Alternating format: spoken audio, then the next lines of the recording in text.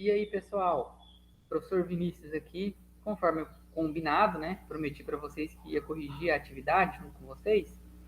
Então eu vou projetar a atividade aqui, fazer a transmissão da tela. Antes disso, lembrando, nossa prova é no dia 12.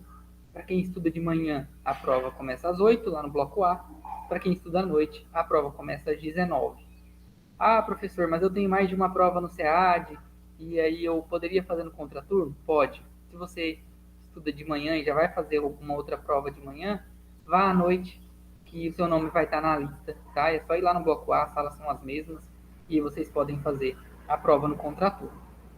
Beleza? Estudem as atividades, pessoal, para a prova, tá? Vocês ficam inventando moda, às vezes, e não rever as atividades. Então, olhem as atividades primeiro, depois vocês vão olhar as aulas e os vídeos, tá bom? Vamos fazer aí a correção da nossa atividade de revisão. Vou fazer aqui junto com vocês.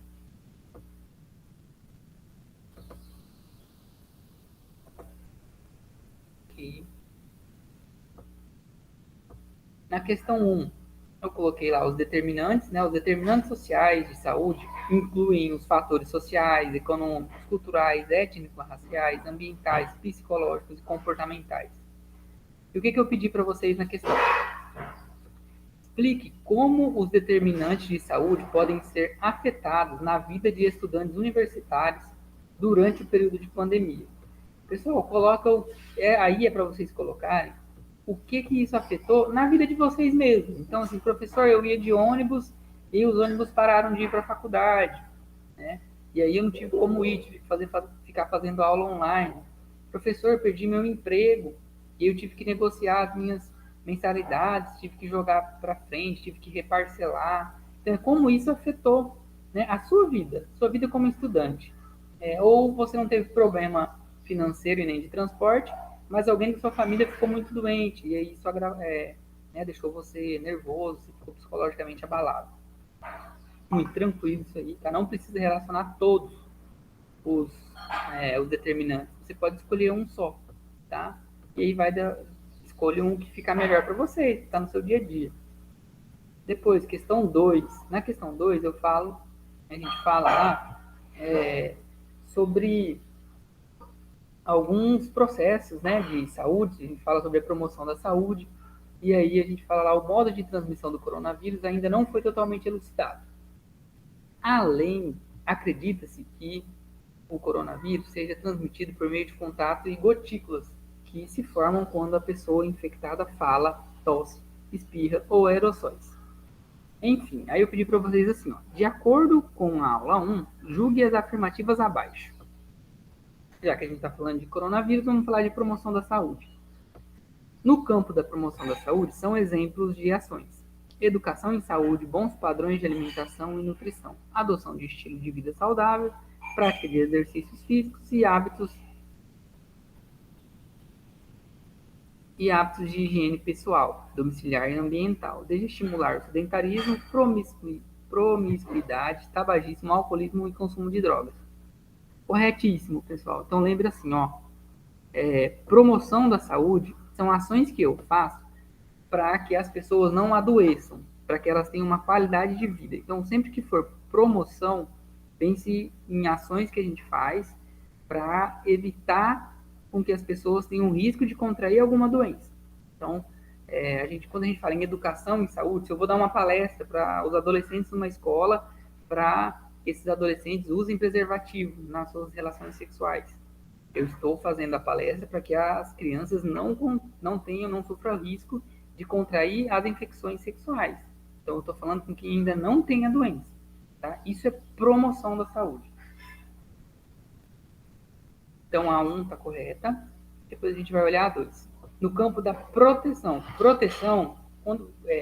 Vou dar uma dica para vocês aí. Eu só vou proteger quem está sob risco. Tá? Então, qual que é a diferença de promoção para proteção? Na promoção, eu falo para todo mundo. Eu não sei quem está mais arriscado ou não. Eu não sei na sala de aula qual que é o aluno que já tem relação sexual e qual que não tem, por exemplo. Então, eu falo para todo mundo, estou promovendo. Na proteção, eu escolho um grupo que tem mais risco. E aí eu vou proteger esse grupo. Então, olha lá. No campo da proteção, são exemplos de ações: vigilância epidemiológica, vacinações, saneamento básico, vigilância sanitária e exames médicos odontológicos periódicos. Por que a vacinação está em proteção? Na vacinação, a gente aplica a vacina para a faixa etária, por exemplo, que precisa. Ou, às vezes, eu aplico vacinas em determinados países e em outros não. Por quê? Em outros países a doença não existe. Por que eu vou vacinar? Então, eu vou proteger. E eu só vou desenvolver uma vacina para uma doença porque existe a doença e a doença não tem cura, por exemplo. Ou a doença tem uma mortalidade muito alta. Então, eu já sei que existe um risco. Então, eu vou proteger. Isso é proteção. E a 2 está correta. Vigilância sanitária. A vigilância sanitária é uma ação de proteção. Os ambientes que precisam da visita da vigilância sanitária para ter o alvará é porque naqueles ambientes o risco é maior. Então, por exemplo, laboratórios, academias, restaurantes precisam ter a visita da vigilância sanitária, porque são locais que, se as regras não forem cumpridas, eles podem oferecer risco para os seus clientes. 3. Recuperação da saúde. Na recuperação, pessoal, a pessoa já teve a doença e eu estou tratando essa pessoa porque eu quero recuperar a saúde dela. Então, a recuperação envolve o diagnóstico e o tratamento de doenças, acidentes e danos de toda a natureza, limitação da invalidez e a reabilitação. Na recuperação, então assim, o indivíduo caiu de moto, né? O que é a recuperação dele? Recuperação é eu levar ele para o hospital, fazer o raio-x, descobrir que ele teve uma fratura, engessar esse indivíduo e curar a fratura dele. Tá? Isso é recuperar a saúde dele. Então a 3 está correta. E o que é reabilitação? Nesse mesmo indivíduo que eu engessei ele, como que eu vou reabilitar ele? Depois que eu tirar o gesso dele, então tirou o gesso, o osso dele emendou. Mas eu ainda preciso fazer algumas ações para reabilitar. Ou seja, se ele é um entregador, assim que ele tirou o gesso, ele pode entregar? Não é o correto, não é. Por quê? Porque ele ainda está com a musculatura frágil, ele ficou com o membro imobilizado por um bom tempo. Se ele era um lutador, se ele era um corredor, ele vai conseguir correr de novo? Não vai, então eu tenho que reabilitar ele. Vou fazer ações, por exemplo, de fisioterapia, de fortalecimento muscular com profissional de educação física, ações de nutrição para regular a alimentação dele para que ele se recupere mais rápido, com um nutricionista. Então, quando a gente fala em reabilitação, é devolver o indivíduo para o mundo dele anterior, é devolver ele para o mercado de trabalho, é devolver ele para a faculdade, né? É conseguir fazer ações para que ele volte a trabalhar, estudar, a ter a vida que ele tinha antes. Então, na 2, todas as alternativas são corretas. Né? Então, o gabarito da 2 e a 2 é B. Vou anotar aqui, eu vou mandar para vocês aí, depois no PDF. 3.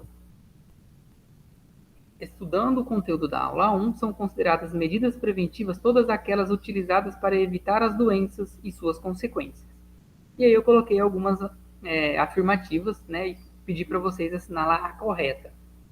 Vamos ver o que fala na A. O uso de preservativos para evitar a infecção por DST é um exemplo de prevenção primária? Correto. Então, um exemplo de preservativo a pessoa usa o preservativo para não contrair a doença. Então, ela está em prevenção primária. Então, a A correta. Já encontramos a correta. Vamos ver as demais? Porque eu vi que vocês confundiram e colocaram mais de uma questão aí, mais de uma alternativa correta. Acho que vocês pegaram a atividade do ano passado. Tô ligado nisso, viu, pessoal? É diferente as atividades. E a prova também é diferente, então não vai nessa ilusão, não. B. Um exemplo de prevenção primária seria um paciente com infecção por HPV no colo do útero com acompanhamento e orientação do ginecologista. Pode evitar o câncer de colo do útero. Pessoal, aqui, ela já foi diagnosticada com HPV e eu estou tratando o HPV dela. Então, esse aqui é um exemplo de prevenção secundária. Quando eu já diagnostiquei e estou tratando a patologia, é prevenção secundária. O que é prevenção secundária? É eu recuperar a saúde dela. Tá? Então, aqui, errado a B. Teve gente que colocou a B como verdadeira, porque o ano passado eu fiz a questão errada e aí tinha duas. Eu sei que foi isso aí que aconteceu. Tá? Então, aqui, tá secundária. Quando eu faço o tratamento para a doença e ela já está diagnosticada, é secundária, não é primária. C. A vacinação é um exemplo de prevenção. Deixa eu colocar vermelho, porque senão vai confundir. Vermelho porque está errado. A vacinação é um exemplo de prevenção secundária adotada no Brasil para o controle de diversas doenças? Não, pessoal. Vacinação é secundária também, tá? Desculpa, aqui está certo. A vacinação é um exemplo de prevenção secundária adotada no Brasil para o controle de diversas doenças? Gente, vacinação é prevenção primária. Eu vacino quem não tem a doença, tá? O que adianta uma pessoa que tem coronavírus, tem Covid, se vacinar? Essa pessoa que já tem a doença, ela tem que ser tratada e não vacinada, tá? Quando a gente vai lá no posto receber a vacina contra hepatite B, eu vou receber a vacina contra hepatite B porque eu não tenho a doença e eu não quero ter a doença. Então, vacinação é sempre primária, tá? Não existe exceção. Sempre a vacinação vai ser primária. E aqui a alternativa está falando que é secundária, por isso está errado. D. Um paciente com AIDS fazendo o uso correto de medicação diminui as possibilidades de complicações, estando em prevenção primária. Errado, né, pessoal? Porque eu já contei aqui na alternativa que esse paciente foi diagnosticado, ele tem AIDS. Então, se ele tem AIDS e o tratamento correto para a patologia dele está em prevenção secundária. Então, o correto aqui seria secundária. Eu vou colocar, para ficar mais fácil para vocês, vou colocar no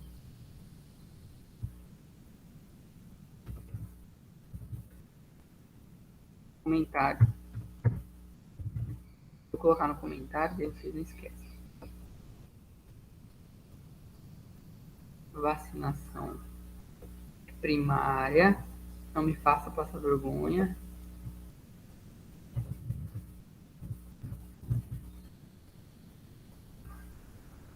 HPV, tendo orientação e tratamento, é secundária.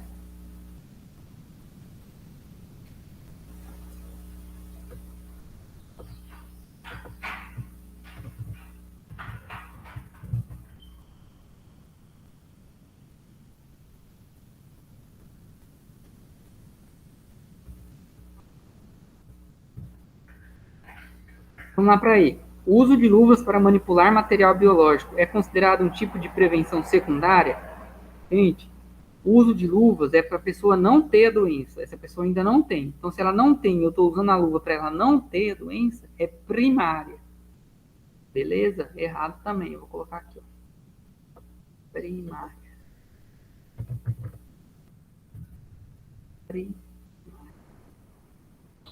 Então, qual é a alternativa correta? Na 3A, o uso de preservativos para evitar a infecção por DST é um exemplo de prevenção primária. E somente a A, tá, pessoal? Provei para vocês aí.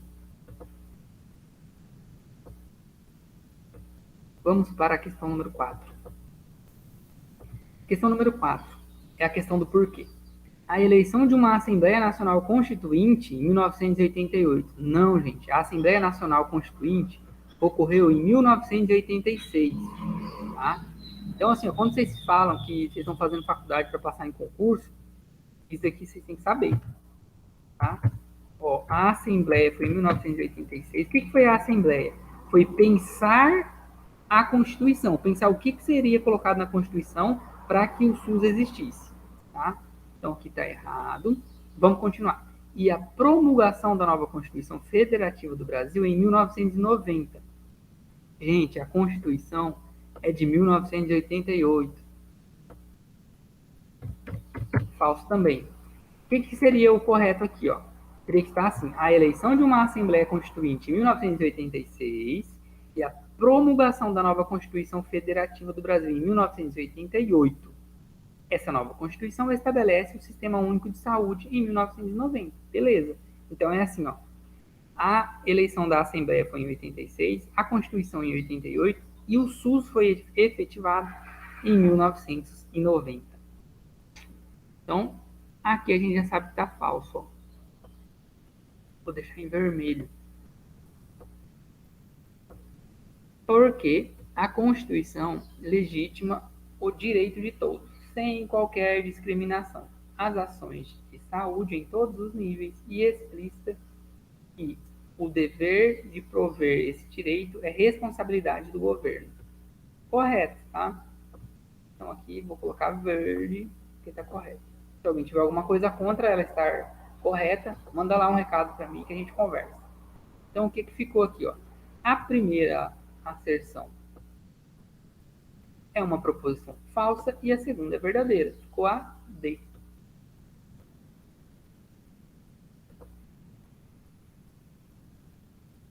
Questão número 5. Uma das doenças mais devastadoras deste período colonial foi a varíola, que marcou a história das Américas e do Brasil. A varíola, também conhecida como mal das bexigas, é causada por um vírus, considerado um dos maiores e mais resistentes vírus conhecidos. Avalie as afirmativas abaixo. Vamos ver. 1. A varíola provavelmente chegou no Brasil em 1555, trazida ao Rio de Janeiro pelos calvinistas franceses, que fundaram um pequeno núcleo populacional. Correto. Vou colocar verde. 2. Em 1808, a família real portuguesa chega ao Brasil e se estabelece no Rio de Janeiro, que passou a ser considerada a capital do Império. Em 1811, a corte criou a Junta Vacínica, instituída por Dom João VI. Correto também. Igualzinho da aula, pessoal. Copiado e colado. 3. A varíola foi oficialmente declarada extinta do planeta na década de 2020. Falso, né? Se fosse em 2020, a gente teria tido varíola. Então a 3 é falsa. 4. Em 1830, a Sociedade de Medicina do Rio de Janeiro nomeou uma comissão para transformar as academias médico-cirúrgicas do Rio de Janeiro e Salvador em faculdades de medicina. Foram as primeiras faculdades de medicina e está correto. Então ficou como? A 1, a 2 e a 4 são corretas, que é a alternativa A.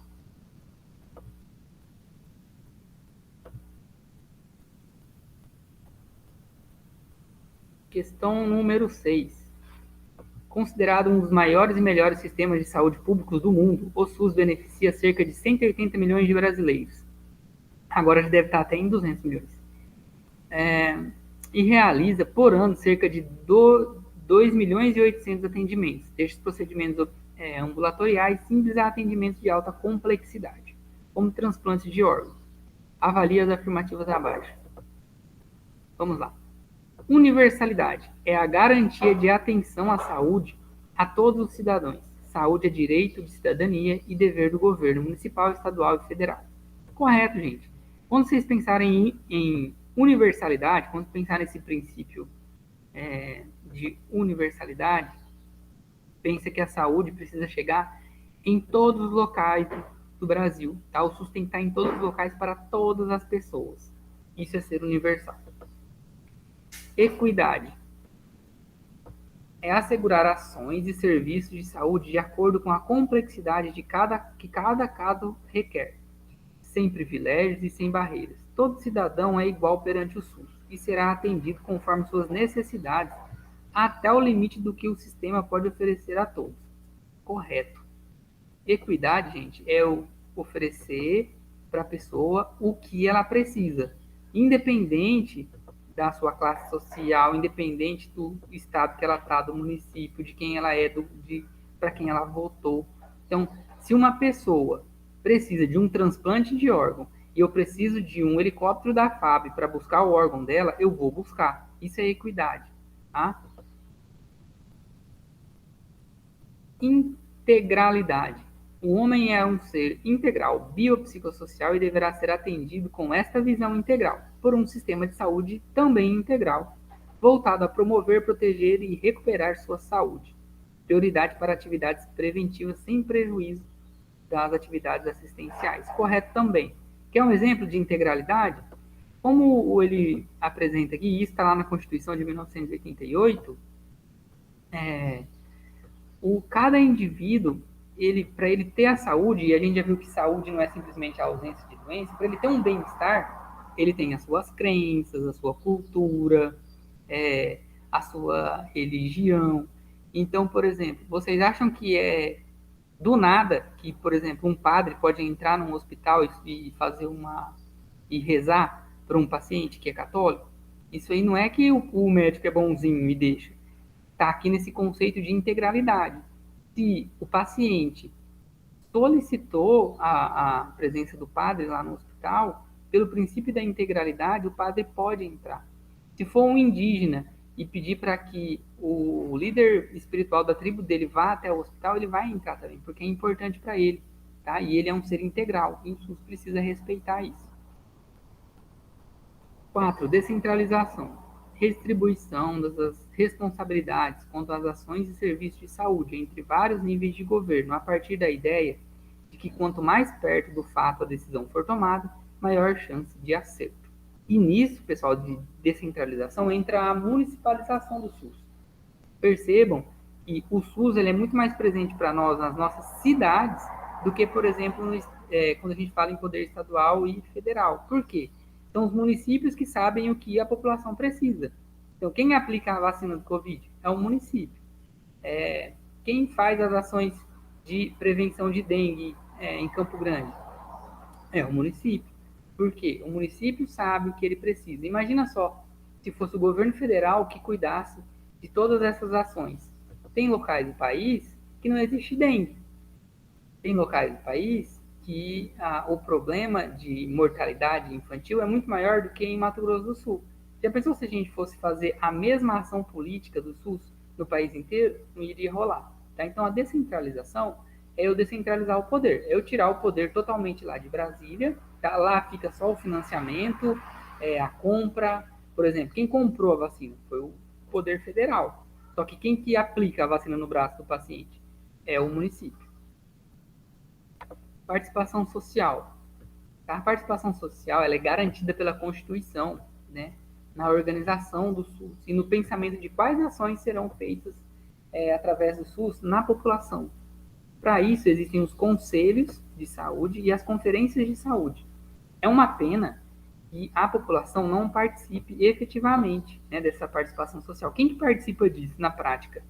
É a população que está perto dos políticos. Então, quer dar uma volta em Brasília, vai lá no Conselho de Saúde e Conferência de Saúde.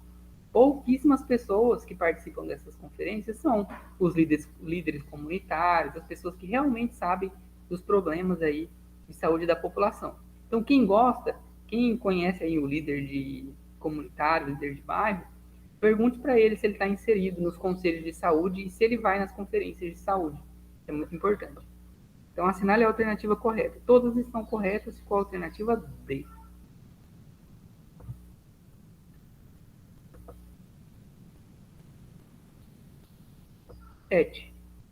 Toda mulher tem o direito ao planejamento reprodutivo e atenção humanizada à gravidez, do parto ao puerpério, bem como as crianças têm o direito ao nascimento seguro e ao crescimento e desenvolvimento saudável. Assegurar esses direitos é o objetivo do Ministério da Saúde, com o programa Rede Cegonha. Essa estratégia tem a finalidade de estruturar e organizar a atenção à saúde materno-infantil no país e está sendo implantada gradativamente em todo o território nacional. Aí, eu contei a história da Maria Lúcia para vocês e depois pedi para vocês assinalar a alternativa correta. Parte 1. Maria Lúcia está gestante, tem 25 anos e apresenta sinais de trabalho de parto prematuro.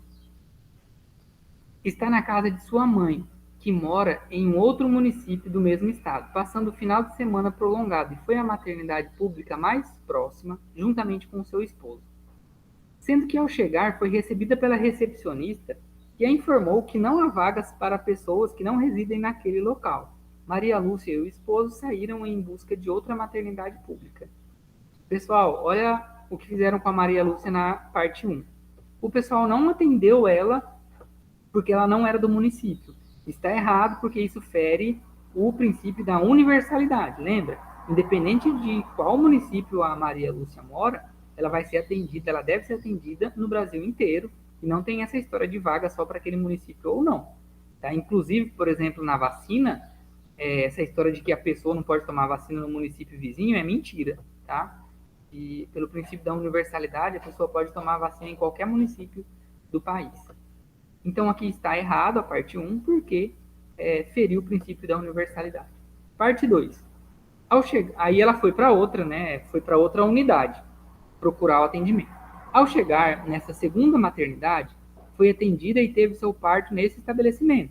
Porém, seu bebê precisou do leito de UTI neonatal. Eis que nessa maternidade não havia vagas para os neonatos na UTI, e seu bebê, então, após o contato com o setor de regulação de vagas, foi removido para uma UTI neonatal em um hospital particular conveniado ao SUS. Excelente aí agora, né? O que foi feito?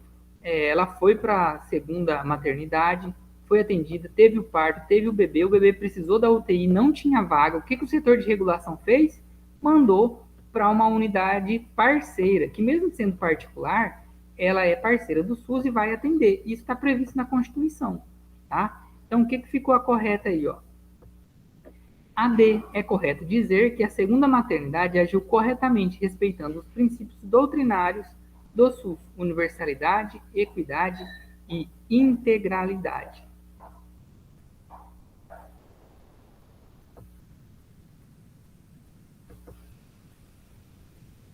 Estou gravando um vídeo aqui, tá? Não, depois eu corto, ele está acabando já. Questão número 8.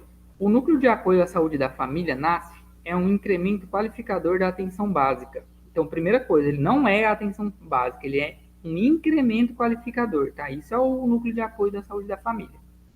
De modo a romper com a visão fragmentada tradicional da atenção à saúde no Brasil.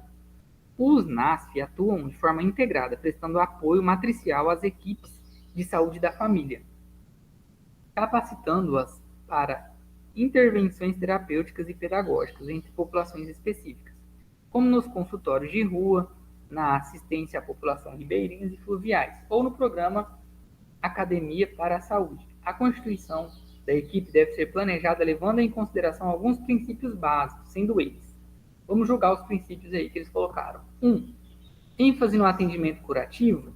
Não, galera, tá falso. Por quê? A gente vem com o programa de saúde da família e o NASF, o Núcleo de Apoio à Saúde da Família, justamente para dar ênfase nos atendimentos preventivos e de promoção à saúde. Tá? Então tá falso aqui a 1. Vou colocar em vermelho. 2. Enfrentamento dos determinantes do processo saúde e doença. Correto. A gente enfrenta os determinantes do processo de saúde e doença para que, por exemplo, a pessoa não adoeça e para que ela tenha qualidade de vida. Se ela tiver qualidade de vida, ela não adoece. 3.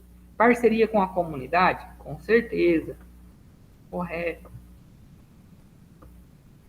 Integralidade da atenção? Sim, correto também. Olhando o homem como um ser biopsicossocial. 5. ênfase na prevenção sem descuidar do atendimento curativo? Correto também. Primeiro, eu vou dar ênfase em prevenir, mas se alguém tiver a doença, a gente vai fazer o atendimento curativo. Assinale a alternativa que contenha todas as afirmativas corretas. Ficou a correta são 2, 3, 4 e 5. 2, 3, 4 e 5 é a A. Beleza. Marquei aqui a A. Terminamos a nossa revisão, tá? Eu vou salvar em PDF e enviar para vocês no Class. Tá em verde aqui.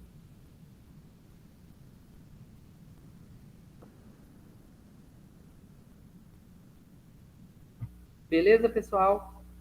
Então, fiquem bem. Se precisar, tiver alguma dúvida, manda lá no Class que eu respondo vocês. Se não, a gente se encontra no dia da nossa prova. Um abraço.